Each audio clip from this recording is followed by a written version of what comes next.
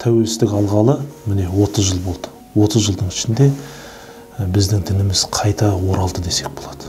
Қайта жанданды десек болады. Халық рухани бір керемет еркіндік, жетістікке жетіп отыр. Оның нәтижесі тәуелсіздіктің басында елімізде саусақпен санарлықтай мешіттер болған екен. Қазір міне 3000-ға жуық мешіт салынды.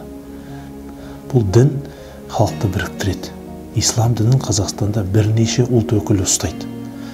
Біздің елбасымыздың, мемлекет басшымыздың сондай бір керемет салихалы саясатының арқасында, толеранттылың арқасында елімізде ең бастысы діни тұрақтылық бар.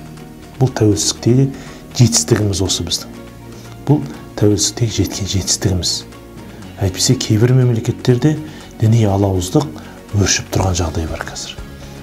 Өз деңгейінде мұсылмандар осы тәуелсіздіктің арқасында емін-еркін құлшылық жасап жатыр. Мешіттердің ашық болуы, ораза намазды еркін ұстауы, қажылыққа еркін барып келуі, бұның бәрі осы тәуелсіздіктің арқасында екен.